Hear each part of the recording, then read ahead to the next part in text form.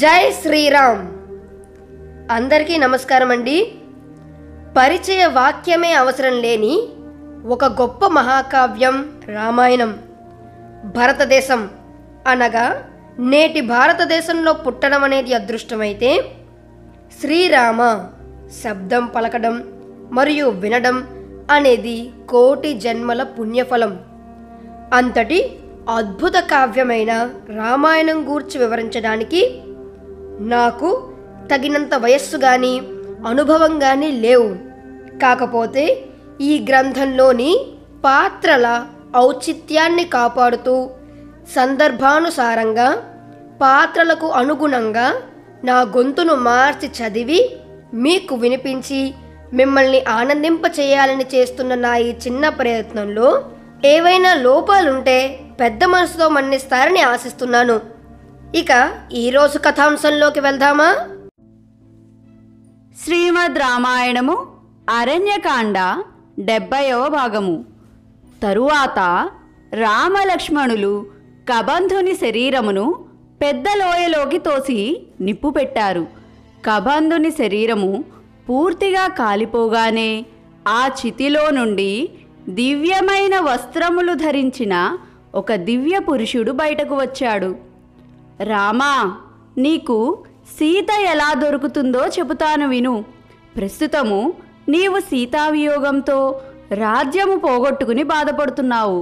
నీలాగానే రాజ్యము పోగొట్టుకుని భార్యను పోగొట్టుకుని బాధపడుతున్న వానితో నీవు స్నేహం చెయ్యి, నీకు లాభం కలుగుతుంది.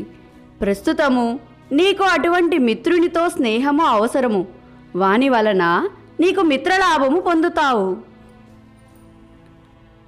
వాలి, సుగ్రీవుడు అనే ఇద్దరు సోదరులు ఉన్నారు. వారు వానరులు. అందులో వాలి సుగ్రీవుని భార్యను అపహరించి సుగ్రీవుని రాజ్యము నుండి వెళ్ళగొట్టాడు. ప్రస్తుతము ఆ సుగ్రీవుడు పంపానదీ తీరంలో ఉన్న ఋష్యమూక పర్వతము మీద తన అనుచరులతో నివసిస్తున్నాడు. సుగ్రీవునితో పాటు ఇంకా 4 వానరులు ఉన్నారు. సుగ్రీవుడు మహాపరాక్రమవంతుడు, సత్యవంతుడు, వినయము కలవాడు, మంచి ధైర్యము కలవాడు, దానికి తోడు బుద్ధిమంతుడు. కానీ కాలము కలిసిరాక వాలి చేత సుగ్రీవుడు రాజ్యము నుండి బయటకు వెళ్ళగొట్టబడ్డాడు. నీలాగే భార్యను రాజ్యమును పోగొట్టుకున్న సుగ్రీవుడు సీతను వెతకడంలో నీకు సహాయం చేయగలడు.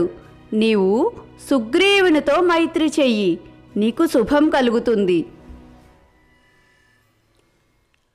రామా, సీత కోసము శోకించరాదు.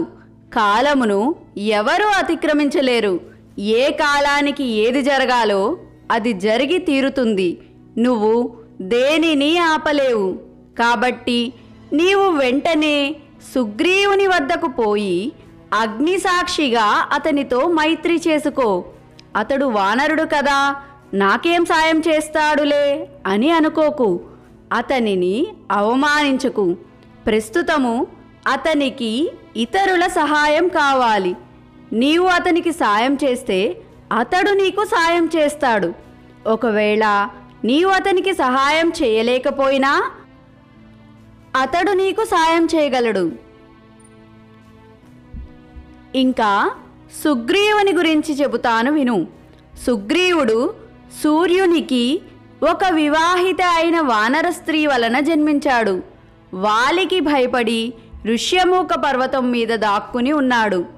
సుగ్రీవునకు ఈ లోకంలో ఉన్న రాక్షసుల స్థావరములన్నీ బాగా తెలుసు. ఈ లోకంలో సూర్యుని కిరణములు ఎంతవరకు ప్రసరిస్తాయో అంతమేర సుగ్రీవునకు తెలుసు. అతడు వానరులను పంపి సీత జాడ తెలుసుకోగల సమర్థుడు. కాబట్టి సుగ్రీవునితో స్నేహం చెయ్యి. నీ భార్య సీత మేరు పర్వతం మీద ఉన్న పాతాళలోకంలో ఉన్న వెతికి తీసుకురాగల శక్తి ఉన్నవాడు సుగ్రీవుడు అని పలికాడు కబంధుడు. శ్రీమద్ రామాయణము అరణ్యకాండ 70వ భాగము సంపూర్ణము. హరి ఓం తత్సత్. అందరికీ ఒక చిన్న విన్నపం అండి.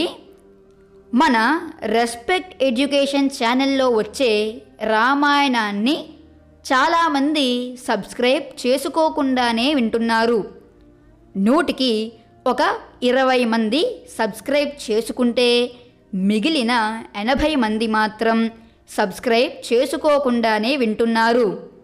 కనుక మన రెస్పెక్ట్ ఎడ్యుకేషన్ ఛానల్ని లైక్ చేసి మీ ఫ్రెండ్స్ అండ్ ఫ్యామిలీ మెంబర్స్కి షేర్ చేసి మన ఛానల్ని సబ్స్క్రైబ్ చేసుకుని నన్ను మరింత ప్రోత్సహిస్తారని ఆశిస్తున్నాను. నేను మీ మంత్రి సృజన్ ప్రసాద్.